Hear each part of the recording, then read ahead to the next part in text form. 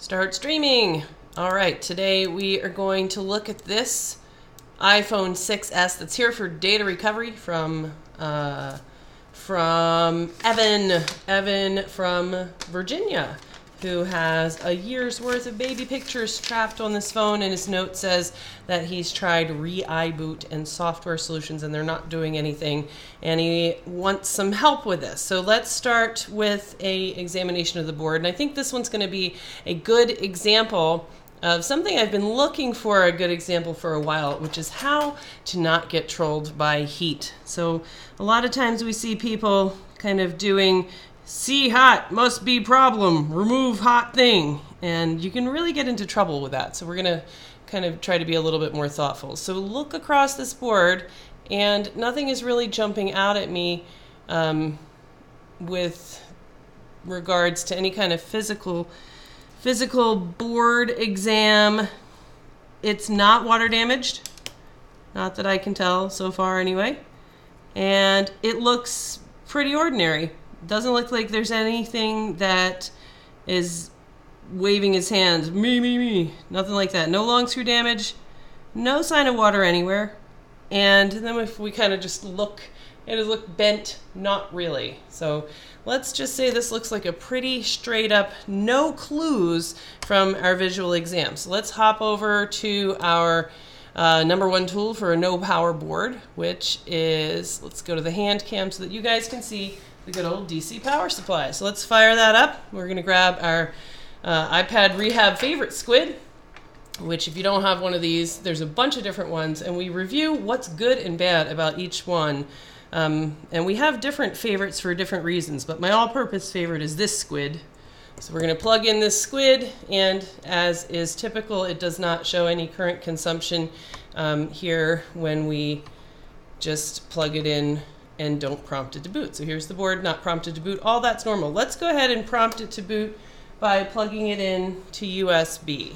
So I'm gonna plug it in and prompt to boot with USB. So I'm prompting it to boot, and let's look over here. That doesn't look normal. I'm gonna go ahead and take out the USB. Oh wait, I heard that detect iTunes symbol. Sound. So let's click over and see.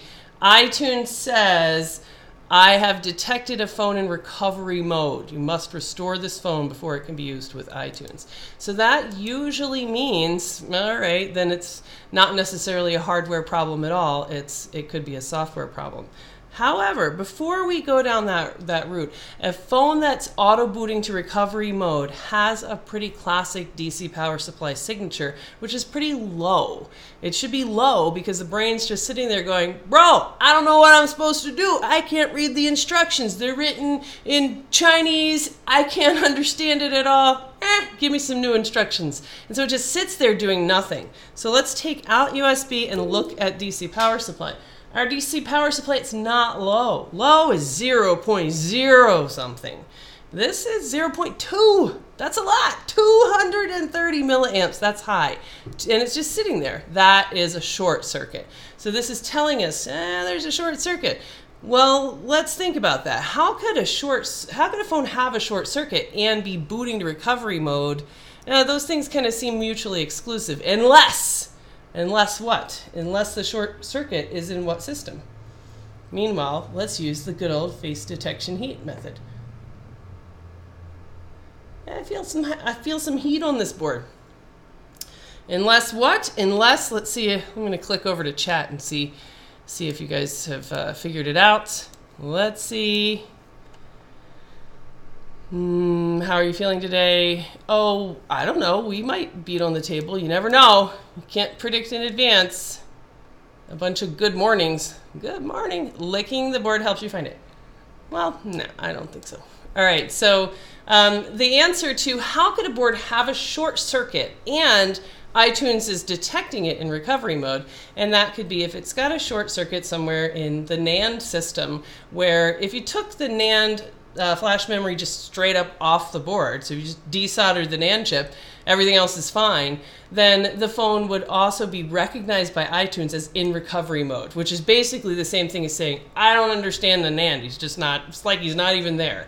So let's kind of just take a guess and say, well, before we go asking the phone to update or anything with a software solution, let's just check on our NAND power lines. So I'm going to grab the multimeter and we're going to go back to look under the microscope, and we're just going to check on a diode mode reading to ask, how are you doing, NAND power line? So let's do that real quick. And you could look it up on the schematic and figure out what provides power to NAND. And here's our NAND chip right here. This is our flash memory chip. And then these guys over here, they are all on a couple of different NAND power rails in the 6S. So let's start here at the end and just poke around. All right, a 0 and 0. Whoa, look at that. 0, 0, full short. All right, so these two are both on our 3v0 NAND power rail. This is some of our other NAND power rails, and those are, I believe, normal. They seem to be normal. So that tells us that we have a short in our 3v0 NAND power rail, which makes sense that the NAND doesn't have power, so it's as if it's not there. So the phone is recognizing it in recovery mode, but it's not really in recovery mode at all. So what's the problem we have to solve? We have to unshort the short 3v0 NAND power rail. So how are we going to do that? Well, what's causing why is this thing turning, seeming like it's hot? Where's the short circuit? Let's see if we can look up all the possible choices. I'm not sure if ZXW is working. I've been working from home. It's break week, school break week this week. So I haven't been into the shop. I just came in to do this video pretty much. So let's see if I can pull up ZXW and we'll see what's going on with you guys. Whoops. You got it. News, tech news, issue in NAND. There you go, tech news. I would like for everybody in chat to tell me like what your actual name is. Like I feel like I know a lot of you guys, a lot of folks have come to the course, but I don't recognize YouTube handles. Tech News says, inject power into the 3V. Well, I could do that, but I don't really want to do that unless I don't have some other way to do it. So let's go and hunt. First, we're going to say, can we find it with our eyes? That's the safest thing to do, is to just look around and say, do we see a candidate that looks like it would be the cause of a short circuit with our eyes? So let's see if we can find ZXW. So I'm pulling that up, iPhone 6S. I think you always have to kind of be as conservative as possible. If you have a reason that, there's some particular reason, it's simpler, it's faster, it's less stressful, etc., then by all means. But if there is a simpler way, then you should probably pick the simplest solution first. The KISS principle. Keep it simple. All right, let's see if ZXW is working over here on Open Broadcaster. Open Broadcaster, can you? Oh yeah, here we go. All right, so here we are at ZXW. So now I've clicked on, this is iPhone 6S, I've clicked on our cap here that we found, and we can see that it is indeed on PP3V0 NAND. So what else is on PP3V0 NAND? Let's see, down here we've got these two caps, the caps that we already found, the NAND itself, which is a possibility, that would be a drag, and then we've got couple other caps down here. And then over here we've also got other caps and the NAND itself on the top side. So it's pretty much around the actual NAND, and then where it originates here at the PMIC itself, and maybe another cap over here. So it's pretty much just around the NAND. And then we can look over here on the top side of the board and nothing. Oh, nope, not true. There's two caps here, also kind of, close to the other side of the board by the NAND, and that's it. So those are our only choices. So before we do anything else, let's just put our eyeballs back on this board and see if we can see any physical reason that maybe we overlooked for this to be a hot spot. So we've got our tools. One is visual exam. It's such a huge tool. And then two is experience. Experience, hypothesis, and, you know, kind of a hunch. You know, if you could kind of make a story about how did the phone come to be like this. So our 3v0 NAND is right, you know, ball is right there, but that really doesn't look like there's anything going on there. The NAND itself, saw one the other day where a technician had tweezer marked and had crushed the corner of the NAND. That was really unfortunate. So we're looking around. Does anything look discolored, cracked, or damaged? No, it does here. That's just my marks from measuring around with the multimeter. And then look around on this side. All right, so does anything jump out at you guys? Let's see. Following. What are you talking about? Tech News says, my name is Maz from Toronto. What up, Maz? Everybody that already has an obvious name is telling me their names. Alrighty. Anything on the fault lines? That's a that's a fantastic suggestion. It's our kind of our number 2 strategy for short detection is a hunch or a hypothesis. Like, is there a bendy spot where a cap, if on that spot, could tend to go bad? And in the 6S, there's really not, at least not that we know of.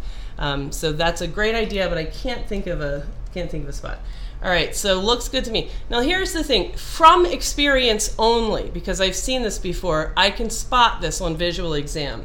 And I could be wrong, but my strong gut feeling, my hunch, is that the fault is this guy right here. And I could be wrong. So this is fair game that I could be totally looking like a complete idiot here. But in my view, really, really close here, that cap. See that ball? It's shitting out a solder ball plus a discoloration.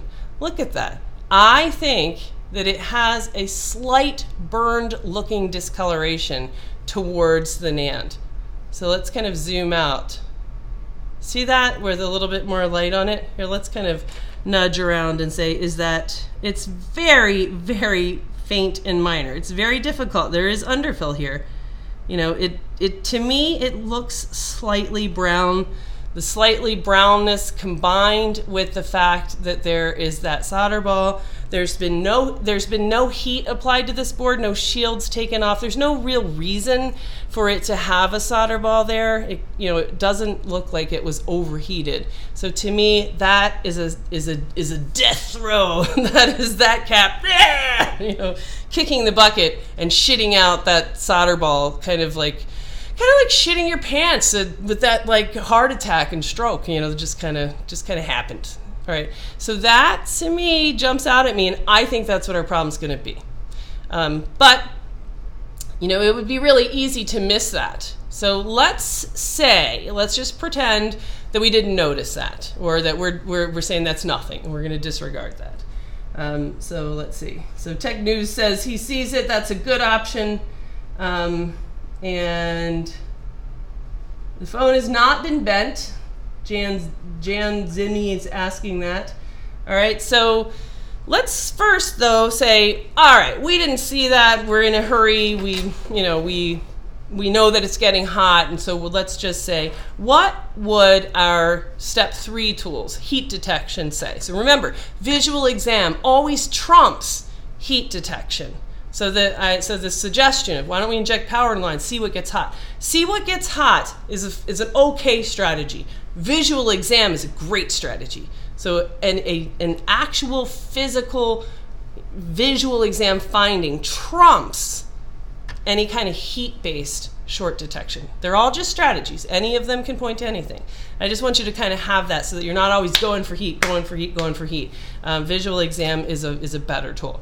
All right, but let's just say, all right, let's go for heat. So we've got a couple of different heat strategies. Let's use the one I love to hate, the one that has never yet, in all of these times, ever fixed any phone ever. The ye old thermal imaging strategy. All right, so we'll get the thermal imaging little FLIR cam out here, and hopefully you guys will be able to see it. So I'll kind of move this over close to you guys. And let's just see, what does a thermal strategy look like with thermal imaging? And let's find out. My guess is it's not going to help us. I'm sure that one day I will come across a phone that will be solved with this thing. But so far, it hasn't happened. All right, so we are going to prompt to boot. So on DC power supply, prompt to boot. And you want to always make sure that everything has gone well and you've actually prompted the phone to boot. So if I pull that out, here's my short hanging out. So something, at least in theory, is getting hot. And let's see what this is showing us. All right, so how do I move so that you guys can see that? It's like, let me move this out of the way. Let's turn off the front cam. There you go. All right, so what does it look like? If you looked at this up close, it would be really no question.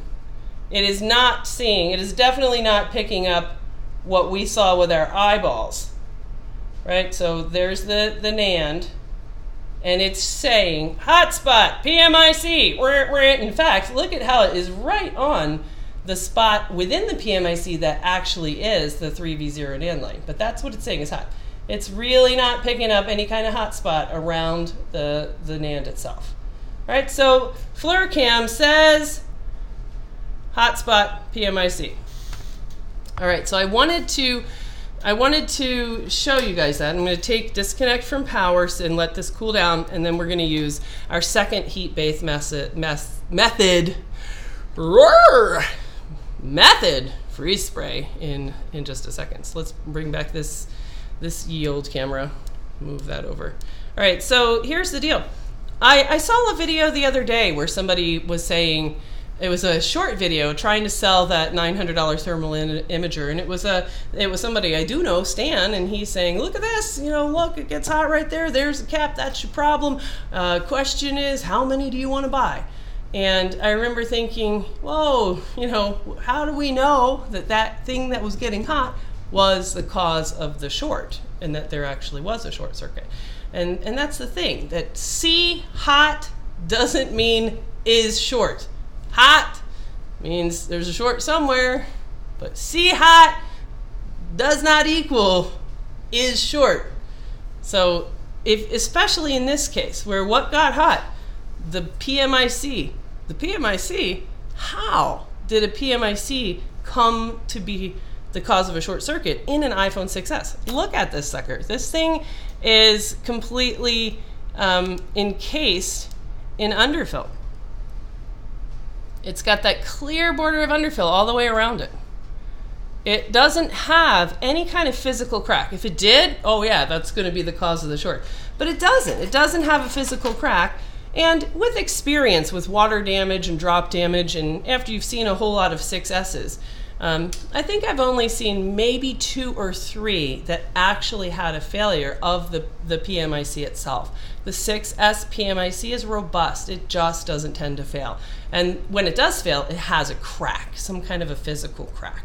So should we take off the PMIC to try to relieve this short? No, no. So that's that idea, that experience and a hypothesis, and even if heat kind of said, all right, it seems like the hottest thing on this line is the PMIC, stop and think, what's the mechanism? How did it get to be like that? Is there any other cause? So heat is just a tool. It's just a strategy. All right, freeze spray is the one I use, probably more accurate. All right, try using your cold spray. Will do. Alrighty, let's go ahead and try. Let's see what does freeze spray. Now I do love freeze spray, but here's the point of this video about not getting trolled by hotspots. This is a fantastic tool, but number one, it's not your first tool. It's a stress. The board really doesn't like to get hot. It's freezing cold, hot, freezing cold. That's really, really stressful. That's gonna crack stuff. I personally have killed boards by putting freeze spray on them. So if you do use freeze spray, be really careful. It's a great tool. I don't want you to be like, oh, don't, you know, like take everything off the board because you don't ever want to use freeze spray. No, use it. It's a tool. It's a great tool. But it's not your first tool. So you don't just bust it out on every single board. And you have to be careful when you use freeze spray. You don't let a board sit there and get really hot with an active short. Like this entire chat here is me waiting for this board to cool down so that I can put freeze spray on it. Then I will apply current to see my short and then instantly stop the second that I get an answer. I'm not going to let this thing crank with freeze spray. You're never going to put freeze spray on a board that's already hot because it has a short on it. So you have to just be really, really careful with that thermal stress. All right, let's see what freeze spray says. Now there's no way for me to kind of drill out to the level of the entire board, which is a drag. So you'll have to just kind of take what we got here, which is I'm going to put the board on the side that's going to show us the most information. All right, so remember, the thing that I think is the cause of the short, and I could be wrong, is the visual exam finding and the fact that caps go bad of this cap right here that has that little teeny tiny solder ball shooting out and slight discoloration. But what the thermal imager said was getting hot first is the PMIC. So we'll stick here around the PMIC area. So what I'm going to do is make it rain. And by rain, I mean snow. Making it snow. All right, now we're going to give it a little blow. All right, here we go. Let's prompt to boot. So I'm going to prompt to boot, check DC power. I can see that it is causing short. And stop right there because I've got my answer already. Look at that. What's getting hot? It is the corner of the PMIC. See that? And now let's look over here. Still, it's a total frozen tundra on the guy that I think is actually the cause of the short. Icy, icy cold. Icy cold everywhere. Icy cold except for that corner of the PMIC. And if we rotated the board around so that it matched that ZXW orientation, it would look like this. So the area that got hot first was right around here. Now, one of the things that I do think is a really great tool when you are using freeze spray is when it does light up the PMIC, use that to say how much detail can I get? Can I figure out, especially when you don't know which line is short and you just know there's a short somewhere, PMIC will often heat up with a short on a PMIC line that is actually caused by some sort of a bad component elsewhere. So let's try it one more time. So let's see if we can figure out, let's really look at the PMIC. Let's see if we can guess which ball under the PMIC is actually the hot one. So we're gonna stop this as soon as we can see anything. I'm gonna look under here, ready, whoa, and stop. All right, that was right next to that crystal, right on the edge. So it was probably the ball that was kind of like on the edge or maybe one in from that. And if we look at this spot, like we can really drill down and say, okay, it was on the edge, it's close to this corner, but it's really kind of like by the crystal, maybe the little tiny cap that's next to it, right, one of these guys. So now we can say, hey, show me on ZXW what is in that spot. And look at that. Oops. So let's look here. So here's our crystal, and here's the little cap. And we said it is on the very edge. So we would have just from that tool alone, if we didn't know which line was short, which is, it's this one, we could have come here and said, all right, it could be this. So it could be that PP1V8 VA is short. It could be main. Well, it's not main. We would have ruled that out because we have a 0 current consumption before prompt to boot. So it's not that one. Or it could be this one, 3VO NAND, which it is. So we could have used that strategy to drill down. That doesn't mean that this is the cause of our short. It just tells us that's the shorted line. All right, I think I love that strategy. So what I want for you guys is to think and to have lots of different strategies. All right, so now that's what I really wanted to kind of get out of this. And so now either one of two things are going to happen now. One is we're going to decide to kick off the cap that I think is the cause of the short, and I'll be a hero. Yay! Or we're going to kick off that cap, and it's going to turn out that the short is within the PMIC, and I'm going to look like an idiot. Yeah. So I have no idea. It's going to go one way or the other. Hero or idiot moment coming up for sure. But now it is time to go after our wayward cap here and see whether or not that clears this short, because I have no way to know in advance whether or not that's actually the cause. That would just be my line of thinking. All right, so let's go ahead and verify for you guys that this is on a shorted line. So this is our 3v0 NAND line. And we have 0 and 0, so he's on the shorted line. So let's go ahead and kick it off. We're using the Jessa method, the 5 o'clock method. And since it's not 5 o'clock, it's 11:03 p.m., we'll use that anyway. There we go.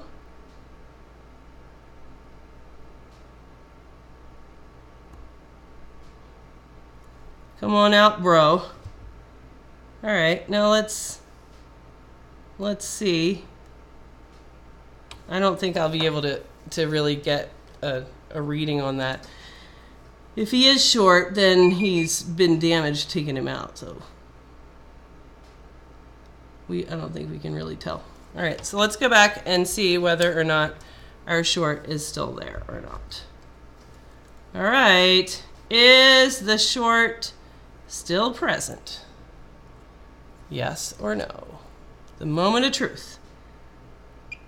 All right, red probe on ground, and woo! Hero! 0.418.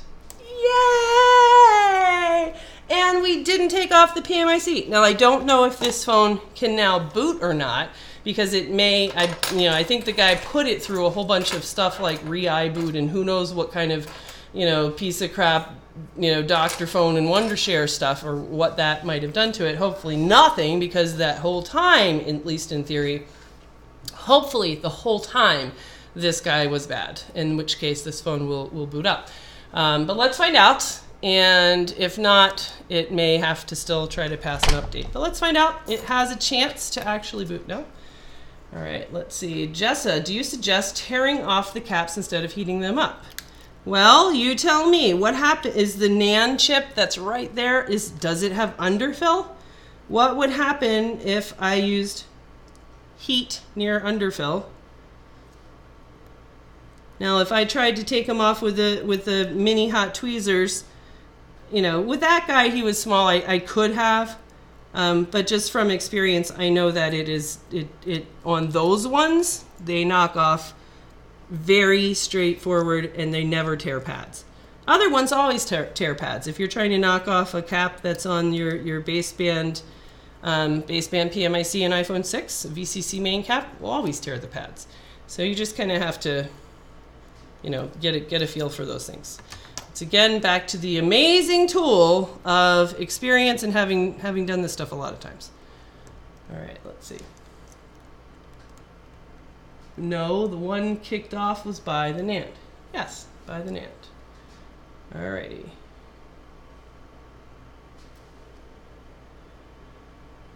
All right, so let's go ahead and see what happens. We'll look at our DC power supply when we prompt to boot now. All right, so I've plugged in our squid. 0 is normal, and we're gonna prompt to boot and see if we still have a problem or no. All right, so I'm prompting to boot, and this time you can see down here Apple logo. How do I move? There we go. So it'll either boot loop, and then it'll have to pass an update. Looks like it is going to boot loop, or it will boot all the way. Let's get back this camera. All right, so it looks like this one is boot looping, which is unfortunate. And honestly, this is kind of like a sad case where, you know, honestly, normally when you get one of these 3v0 NAND shorts, let's pick this up. Turn back on. Turn back on. When you get one of these 3v0 NAND shorts and nothing has been done to the phone, usually clearing the short will make the phone boot right away. This one's not, because it now has software corruption. Now there's a chance that that software corruption happened the moment that that cap blew. In the same way that if you had a hard drive that was running and writing data and you just walked by and you pulled the plug out, that there's a chance that you could corrupt the data on the hard drive just from doing that. So there's a chance that this problem that we're seeing here, this boot looping, is a native problem. But there's also a chance that the messing around with this thing, trying to you know, interact with it, to try to run all of these software tools, which is another one of these real big, you know, table banging pet peeves of mine, where these you cannot solve a hardware problem with a software solution. So none of them have really any hope to do any of that. So at least in theory on this phone, that probably shouldn't be an issue, but still it's kind of a variable. All right, so for this phone, the next job is to say, all right, now that that primary problem is solved, can you now pass an update? So that's going to be, you know, too boring to try to do on a stream, I think. And it'll either pass or not. So if it has NAND corruption, then there's really nothing you can do about that for data. But I love that this was a good example, and we have solved that, found and solved that short circuit. All right, so let's see if this thing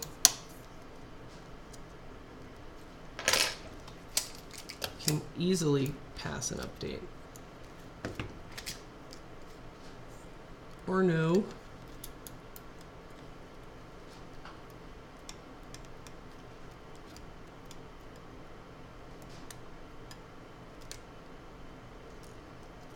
I thought there was something else other than guessing. Physical exam, that thing, I noticed that prior to any kind of heat stuff, just looking at it. You know, first it was, hey, this phone is detected in recovery mode. But it doesn't make sense that it would be in recovery mode because it has a short. All right, so where's the short? Let's check around the NAND power lines to see whether or not that's the cause of the short, and it was. And then from there, all right, then let's put our eyes on the components that could be the cause of a short on a power line, and you could see physical damage to that cap. And then just sort of for the example of it, I said, hey, let's apply a heat-based strategy on here.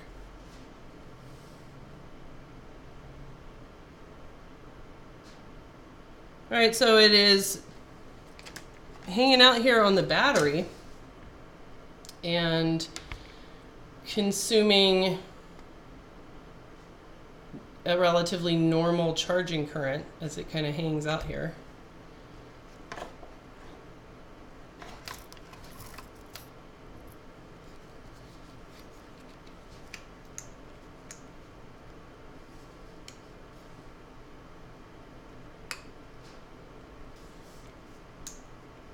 And, you know, every now and then, rarely, but every now and then you can kind of get a difference between a DC power supply and a battery boot up.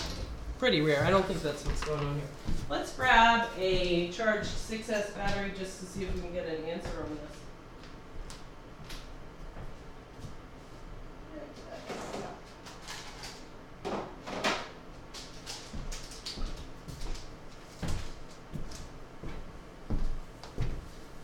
Alrighty, let's see.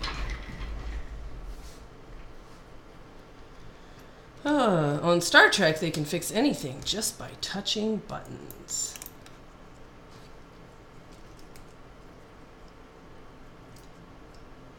corner of U2000. Is that the PMIC that was heating up?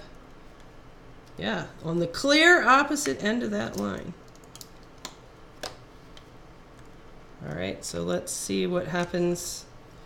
I'm gonna assume that battery is charged. You know, let me just check because I didn't see an image. Probably because the battery was very low since there was a short circuit. But I just want to check real quick to make sure that I don't happen to have any kind of image line. Mostly because I've been solving image lines all weekend. Image problems.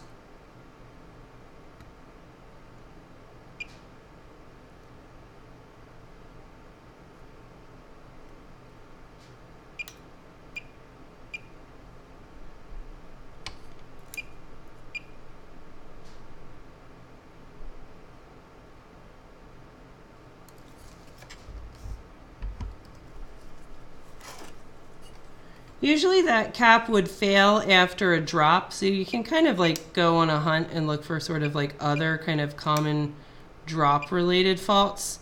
So in the 6S, the 5V7 image line is a common kind of failure after drop. Now this one is, the diode mode reading is moving around. It's 0.385, but it's, you know, kind of continuing up here. Let's see if I can get that a little more clearly. Yeah, I think that's normal, but I'm gonna kick off that cap just because it's not jumping, it's not 500 the way I'd like it to be. So I'm just gonna knock off a little cap at the top of the board that tends to go bad in drop phones. And then come back and check that line. All right, so that didn't seem to make any difference. All right, just taking care of a little housekeeping. So let's see if we can get this phone to pass an update. Probably, I don't know, 50-50. My estimate would be 50-50. It'll either pass or it will fail with error 9. 6S's just love error 9. And in that case, it'll be just a straightforward, there's no other hardware problem in my opinion. It would just be a straightforward, hey, the NAND got corrupted because somebody pulled the plug on it while it was writing something important down. And now the structure of the NAND is bad. That would be my most likely guess. All right, so with the battery, I'm gonna guess that it's still gonna boot loop. Yep, so it's pulling normal charging current when it is attempting to boot. So what we're gonna do is we're gonna put the sucker in recovery mode and see if it can pass an update or not. All right, so we're gonna just prompt it to boot.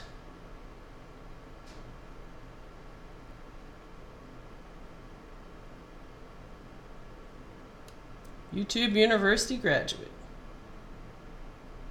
It will or it won't. 50-50. It will or it won't, 50-50, but experience will change that. So certain things will, you know, always update and certain things will never update. But this one, I think it really, you know, in cases that are like this, I think it would be slightly more likely that it would not update. But every now and then it does, so seems a little 50-50. All right, so I'm gonna make sure I've got my fresh message on iTunes. So click over here and hit update. Update. Update. Agree. And it's gonna have to download. Boo! Boo! All right, does display capture work?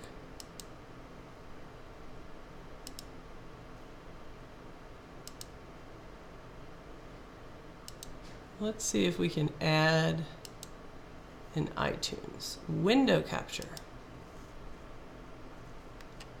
I don't think there is an iTunes one. iTunes. There we go. So now we'll see what happens. What's going on with chat?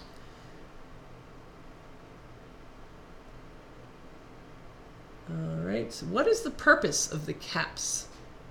Voltage regulation. Voltage regulation. What does that mean? I'm going to go with no. Caps don't change a voltage, which is what the word regulation seems to mean. So you can look up all the many things that caps do, but in general, let's just think of them for iPhones as something that cleans a signal, which is either a straight up voltage or some sort of a data set of ones and zeros in a line. All right. How much would you charge to come to Nebraska and teach me board repair? Oh, more than you would want to spend. But you are welcome to sign up for iPad Rehab Practical Board Repair School. Fantastic, super fun course. Everybody always loves the course. Big old summer camp for you guys. So you can go to iPadRehab.com, click over on our training tab, and read all about the course and sign up right over there. We've got 2 courses coming up here at the end of March.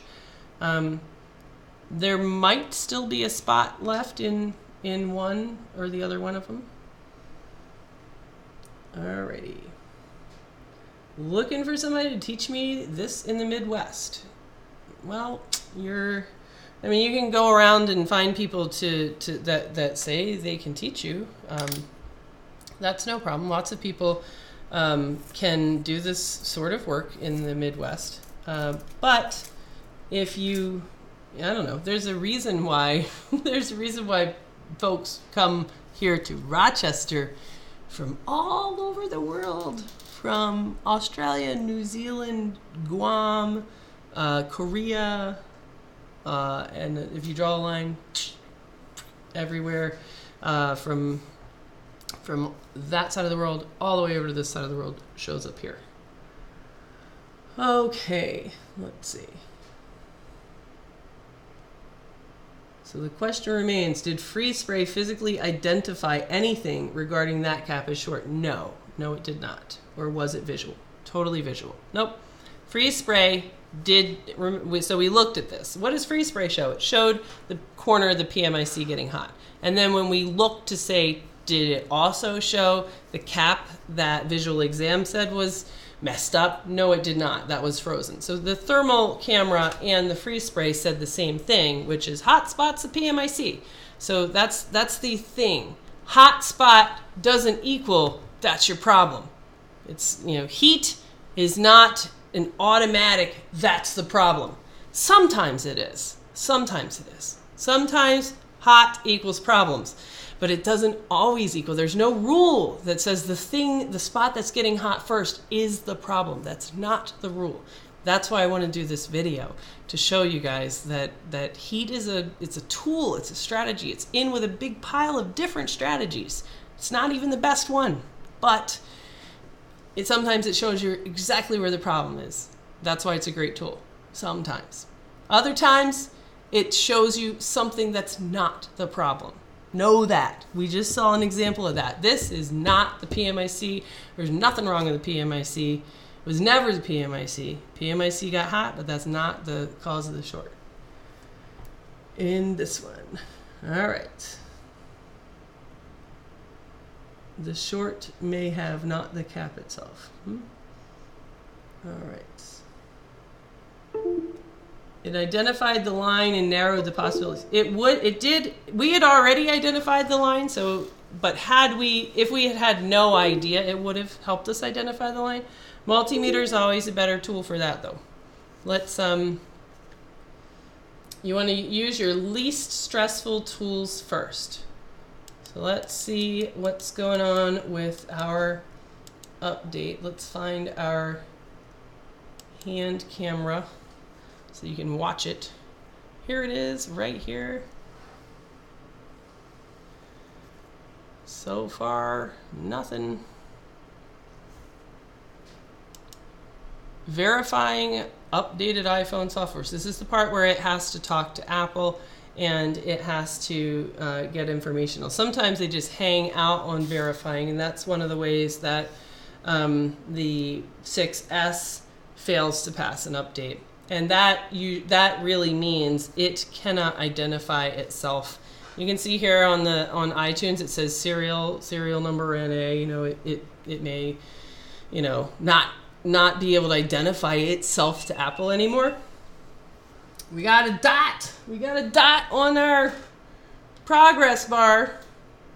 So we'll see. It'll either pass update and get the baby pictures, or it won't. All right, let's see. All right, we got 2 dots.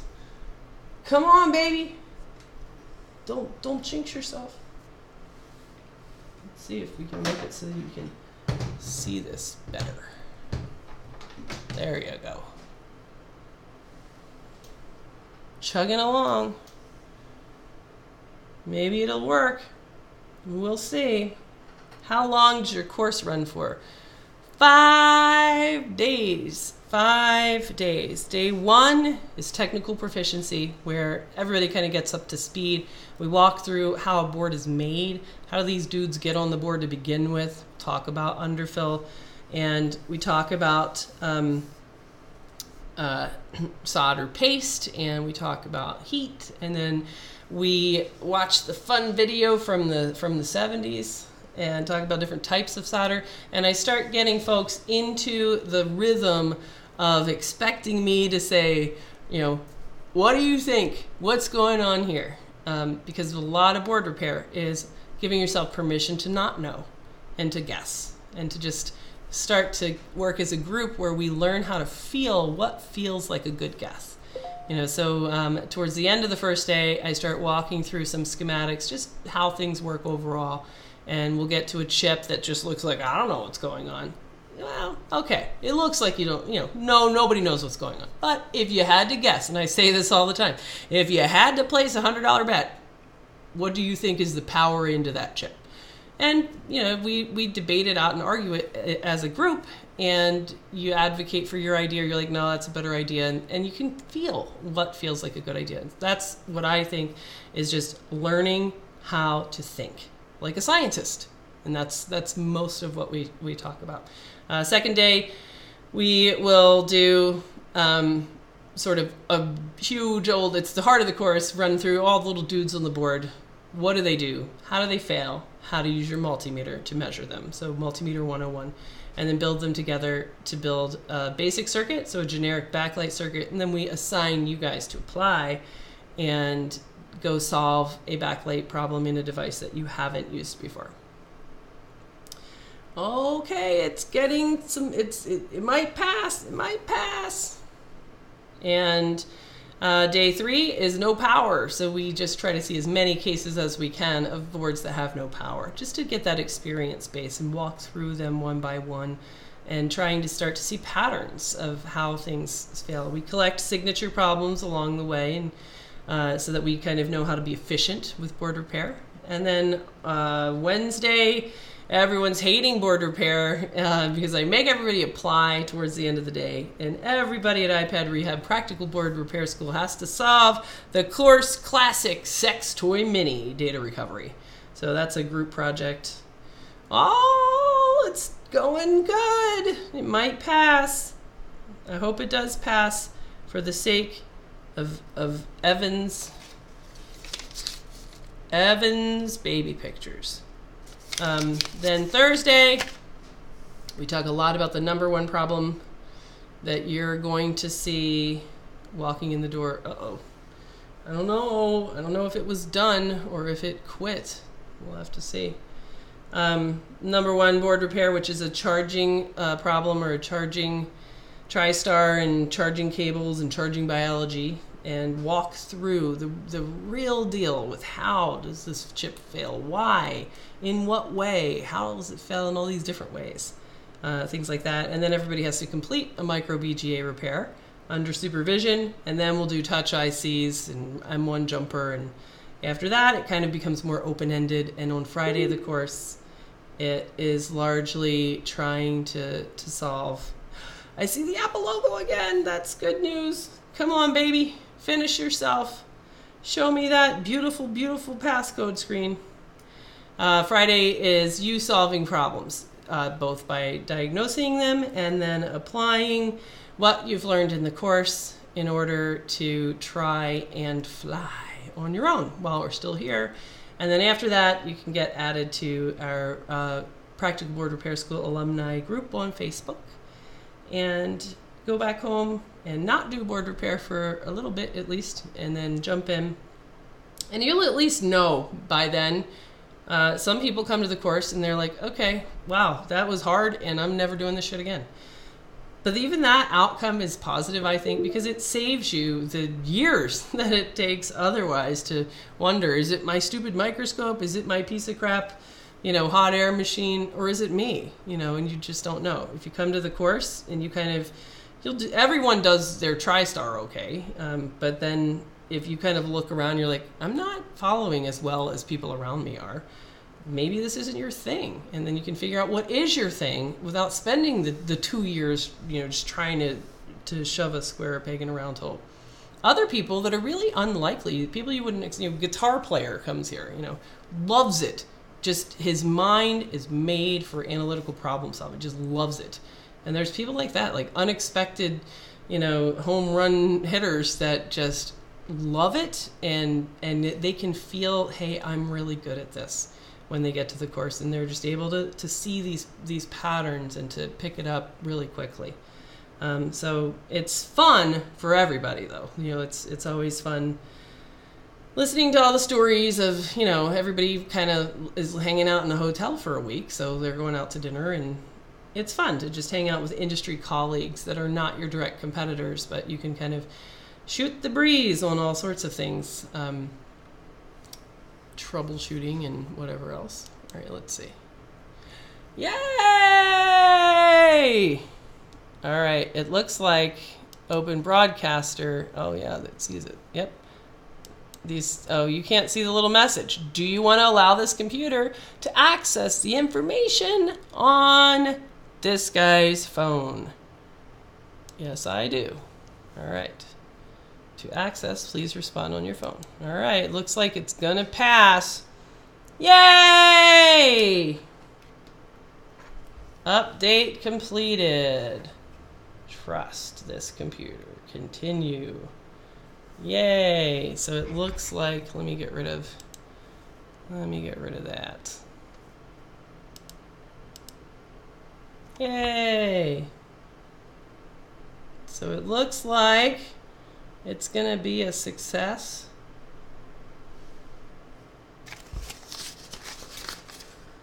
All right.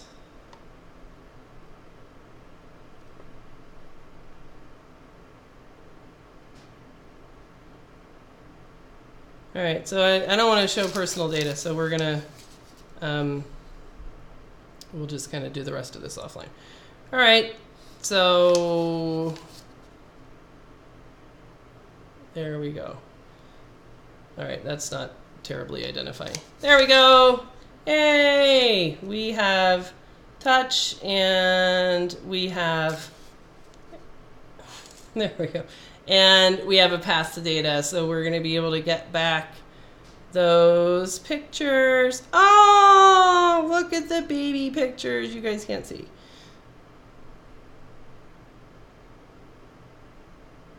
Oh, so cute. It's so funny. Like, people are people, like I am 100% sure that, I'm 100% sure that Evan here would love for all of YouTube to see this great picture of Santa with the two little ones. But he's not here to tell me that, at least I don't think. Evan, are you watching this? So that is a success. We'll be able to offload all of those pictures. And let me see if there's anything else going on over here. This is what we call homeschool learning. Would you... Oh, it's Harrison Taylor. Oh, Harrison Taylor! Oh my God! You're gonna be... If you ever come to the course, you're gonna be... You're gonna have that same experience that the last guy had. Your phones are sitting right there that have killed me. Oh my God! Especially because I got one of them. I did get one of them to power on, but it then had it couldn't understand its baseband and can't pass update. Blah blah blah. Yeah, but there was a guy that came to the course last time that had similarly sent me a repair that was just really, you know, I have personally probably spent about 40 hours on these two no-fix phones, on that guy's phones, you know. So he sits down in the class and he's like, I'm Dustin, you probably hate me. And I'm like, oh no. He's like, yeah, I sent you this iPhone 7 home button. Oh, that Dustin? I do hate that Dustin. I really hate that Dustin guy. Yeah, so Harrison Taylor, yeah, that's what it would be like for you if you came to the course. How come iTunes always erases my personal data phones? I don't know what you're talking about. 52,000 plus mail messages. Let's see, was it? Yeah, 53,369 mail messages. Got a little bit of mail. Just come in. All right. Hit update, not restore, and it erases my data always.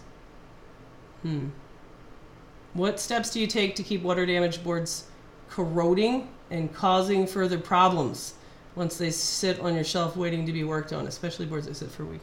Nothing. I don't believe in that. If you know that doesn't. The problem is a wet board with electricity. So take off the electricity, and it's not going to be any different if it sits there for, you know, a year. You know, electricity, absolutely. You know, but a board just kind of from ambient air, it's not going to get any worse than it already is in those first moments. All right.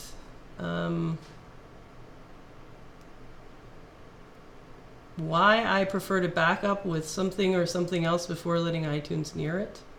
Well, those things, nothing can back it up without iTunes. So 3U Tools is using iTunes, as far as I understand it. So, like if you didn't have iTunes installed, none of that stuff would work. All right, let's see. Not from an inbox 0 user. All right. I do iTunes #1 because iTunes is the best. Everything else uses iTunes. So, I mean, first I'll pull pictures without making a backup because you can. And I want to pull the pictures first so that I can get them off. Most people want them the most. But then I'll do a backup in iTunes. And I use iTunes directly to do the backup rather than asking a different piece of software to tell iTunes to make a backup and then parse the backup. Once iTunes makes the backup, then I'll use third-party software to parse the backup. But I don't ask third-party software to communicate with iTunes for me to make the backup. I like to do that directly through iTunes. All right. I don't know what iDevice Backup 2 is. You have to replace the bad cap. Nope. Have not seen you work on a lot of Samsung phones. We work on Samsung phones all the time, but they're pretty boring because most of the ones that we get in are just chip-off data recovery. So Mark does that. And when he comes up, we have a few on our channel, interesting ones. We did one pretty recently, maybe a couple videos down, where there was one that had caught on fire that we got the data off of. Jessa, what reason is making iPhone 7 home button dead after screen replacements? Usually it's a micro tear in the flex that you can only see under the microscope, or over tightening that middle screw. So don't do either one of those. Alrighty. Okay, and I am going to try to get some work done and then go back to working from home as we finish out the rest of school break week. If something else comes across my desk that's interesting, then you'll see me again. And until then, use your freeze spray judiciously and know that freeze spray itself is just a tool. And when something gets hot, that doesn't mean that that's the cause of the short. Sometimes it is, but not all the time. That's the lesson for today. See you next time.